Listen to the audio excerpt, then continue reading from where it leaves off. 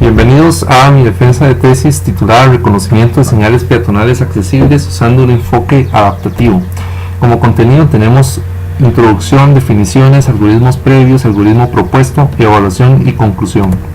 Como introducción podemos empezar con el objetivo general: mejorar el reconocimiento de las señales peatonales accesibles o APS, creando un algoritmo que las identifique por el tipo de sonido que emiten. Aquí tenemos tres ejemplos: un cucú, un chirrido alto y un chirrido bajo. Los tres son espectrogramas y el primero muestra dos tonos, uno en 1100 Hz y uno en 900 Hz, y el segundo y el tercero muestran dos modulaciones de frecuencia de los 3000 a los 2000 y de los 1750 a los 950 Hz.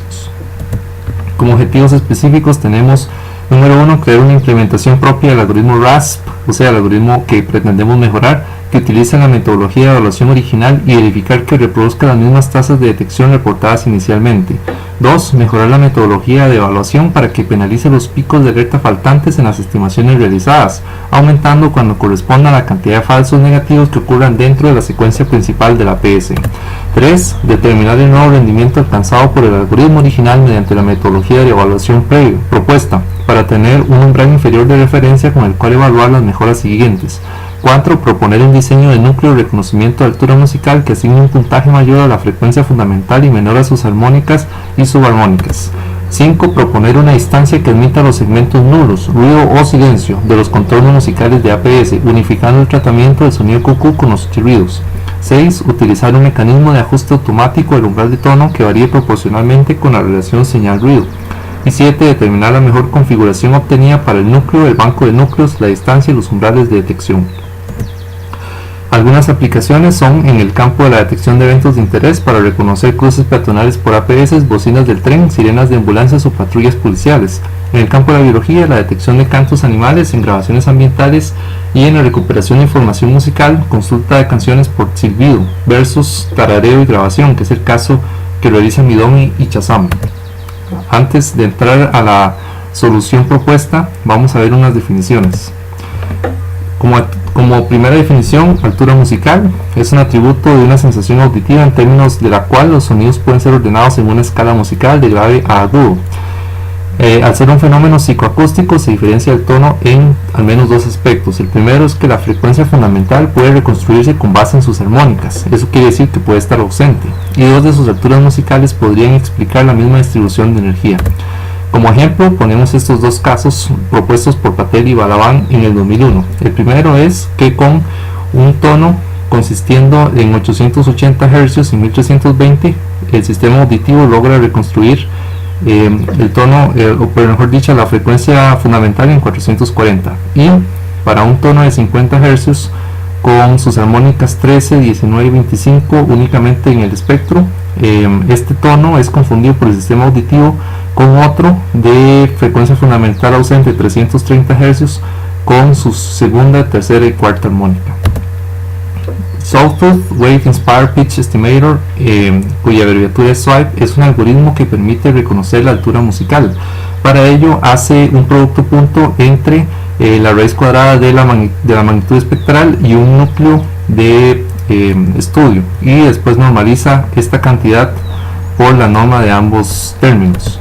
Un ejemplo de núcleos de SWIPE son los que ven acá. El primero de arriba es un núcleo con frecuencia fundamental de 900 Hz, igual que el tono que vemos en rojo. Aquí el puntaje obtenido es el máximo posible. Y abajo vemos un núcleo de 1100 Hz cuya correspondencia con el tono no es la más alta, por lo tanto tiene un puntaje menor. SWIPE toma un sonido y lo procesa para producir dos señales: la señal del contorno musical, que contiene en cada instante de tiempo el estimado de altura musical, y una señal de puntajes que consisten en los puntajes obtenidos por los núcleos y que puede interpretarse como qué tan seguro está el algoritmo de que en un instante la altura musical sea la A. En este caso, para sonidos no armónicos cercanos a en sonidos no armónicos el puntaje es cercano a 0, y para los sonidos armónicos el puntaje varía, es distinto. Un algoritmo que analiza esta señal de puntajes es el Time Series to Means, que se encarga en crear un umbral dinámico, algo más o menos así, que separa los sonidos armónicos que están arriba y los sonidos no armónicos que están abajo. Para ello utiliza este criterio de optimización, maximiza la distancia entre los centroides jugando con una clasificación que hace de los puntajes usando el algoritmo del vecino más próximo y la cantidad de vecinos a considerar a la izquierda y a la derecha. Aquí lo que tenemos es que cada centroide se calcula con un promedio ponderado de los puntajes del mismo tipo en una ventana dada, y lo que hace después es una ponderación con una ventana Hamming. Abajo tenemos un término de normalización. La media móvil también realiza un trabajo similar, pero mucho más rudimentario, pues analiza m vecinos izquierdos y simplemente calcula un promedio. Sin embargo, un posible sustituto del TS Tuning para sistemas en tiempo real que requieren un análisis causal, y la versión recursiva de la media móvil es la integral filtrada, donde este término de acá, m-1 entre m, se define como lambda, o sea, el factor de olvido. Luego vamos a repasar varios conceptos de distancias. Tenemos la distancia euclidiana, también llamado norma L2 de la diferencia, que tiene esta fórmula bastante conocida. Luego tenemos la distancia coseno, que nos mide la similitud de dos vectores con base en el ángulo entre ellos y que nos permite encontrar esa similitud omitiendo la magnitud de ambos vectores. Y finalmente tenemos la distancia Mahalanobis, que es una generalización de la distancia euclidiana que toma en cuenta la covarianza de los datos mediante esta matriz de covarianza inversa. La distancia Mahalanobis tiene las ventajas de que, al considerar la varianza de los datos, permite evaluar vectores de muestras de entrenamiento, vectores que tienen unidades distintas. Por ejemplo, yo puedo tener un vector compuesto por, en la primera variable, kilómetros por hora, y en la segunda variable mililitros, y este puede andar en el rango de unos 0 a unos 20 y este en el rango de unos 2000 a unos 3000, que para él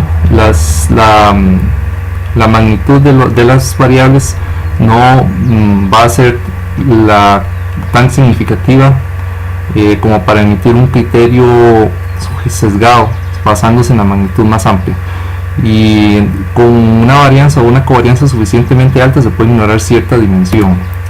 Ahora vamos a repasar conceptos de tasas de detección.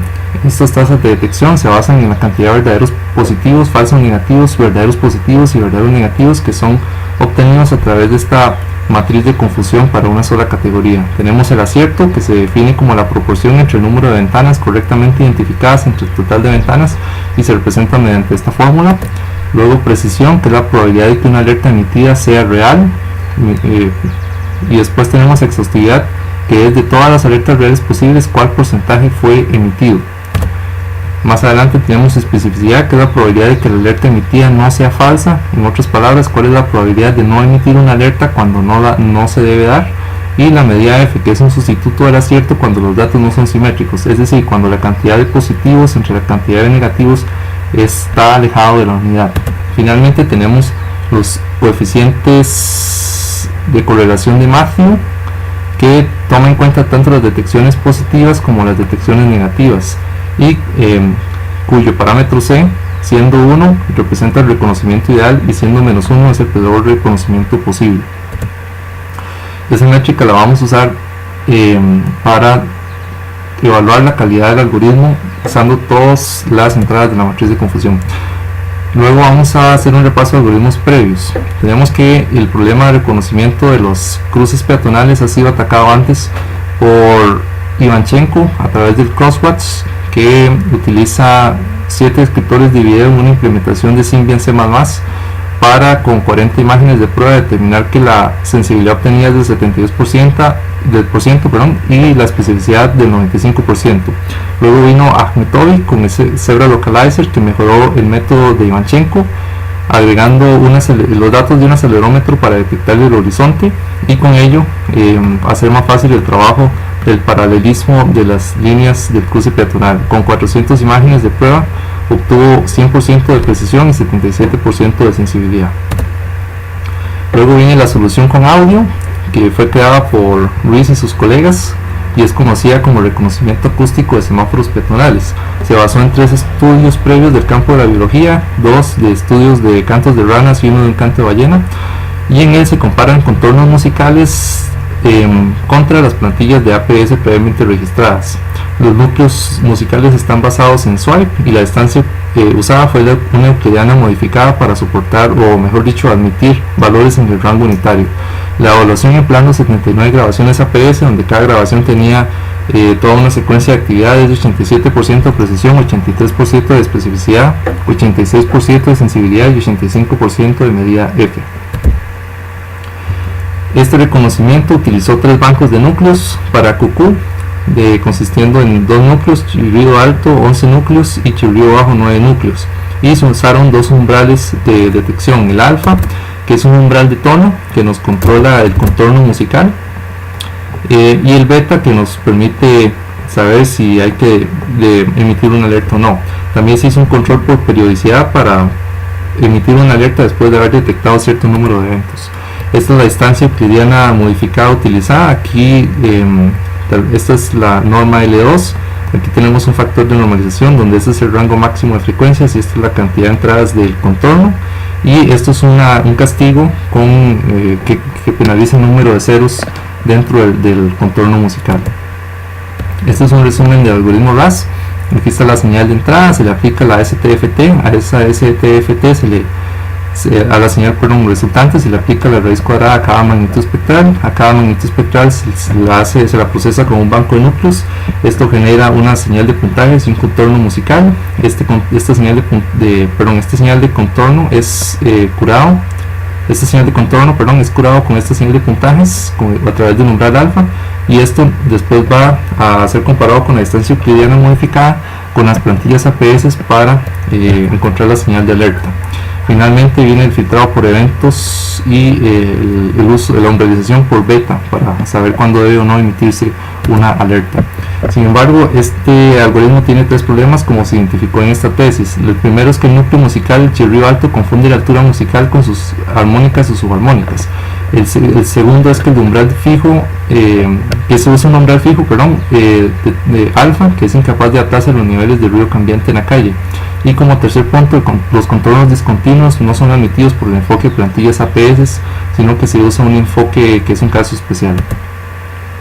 Para ahondar en los problemas, en el problema número 1 tenemos que esta matriz de puntajes que expresa en el eje X el tiempo y en el eje Y el puntaje para cada núcleo, nos dice que un banco de núcleos de chirrido alto al procesar un sonido QQ captura energía cercana a 2700, cuando esta altura en realidad se refiere a la tercera armónica de un tono de 900 Hz el segundo QQ. Entonces aquí, agregando más armónicas, se podría resolver este problema, como lo vamos a ver más adelante.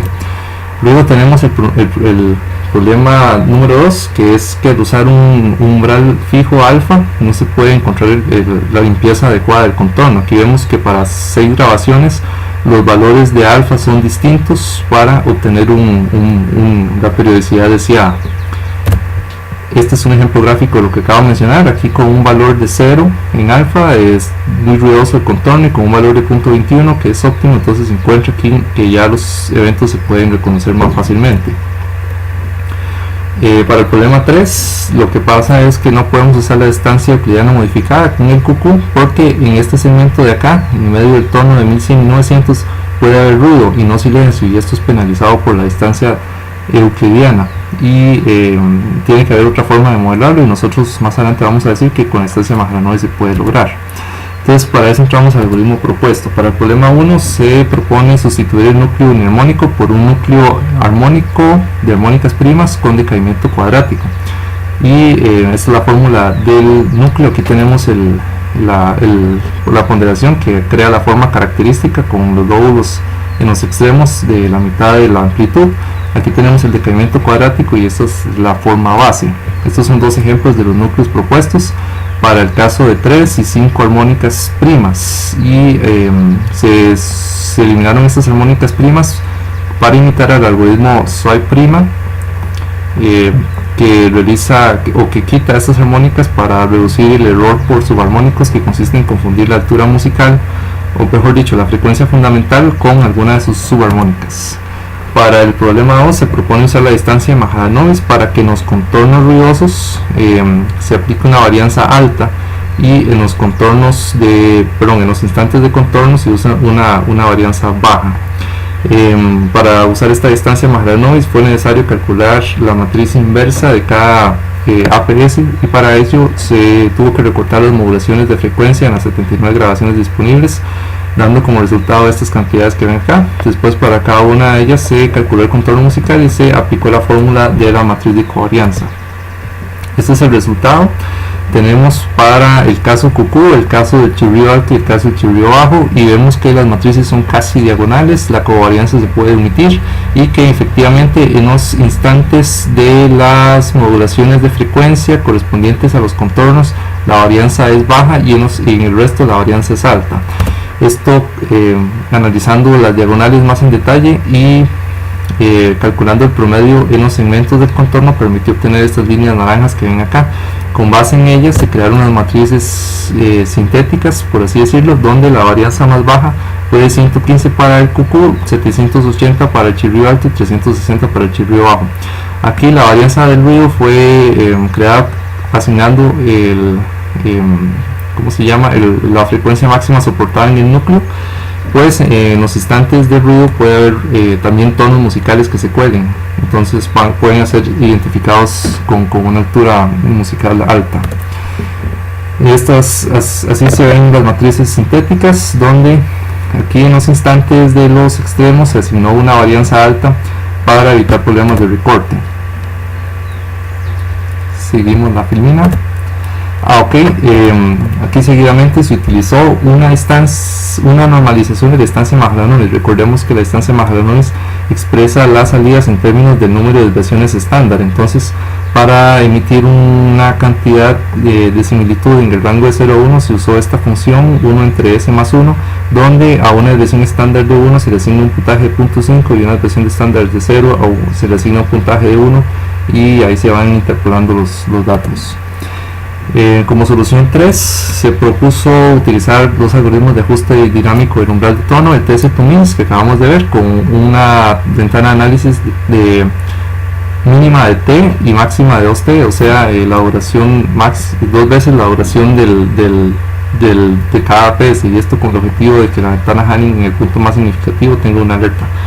Y después de integral filtrada con un parámetro lambda que va desde que está determinado por un número de vecinos desde 5 a 320, que corresponden en el 320 a dos veces el periodo más alto del QQ en 1.63 segundos. Este es un ejemplo de procesamiento realizado por el TS2MINS, y este es un ejemplo de procesamiento realizado por integral filtrada. En el segundo caso vemos que es un poco más riesgoso, está más cerca del piso no armónico, sin embargo es causal y esto lo hace atractivo. Este es un resumen de los cambios incluidos aquí en el banco de núcleos, en el cálculo del umbral dinámico de tono y en la distancia. Luego vamos a la parte de evaluación. Antes de poder evaluar las mejores propuestas, hubo que mejorar la forma en que se calculaban los conjuntos que permitían obtener la cantidad de verdaderos positivos, falsos positivos, verdaderos negativos y falsos negativos. Estos conjuntos estaban definidos de la siguiente manera: el conjunto A correspondiente a las ventanas entre el primer y última anotación manual realizada, y el conjunto B correspondiente a las ventanas entre la primera y última anotación reconocida.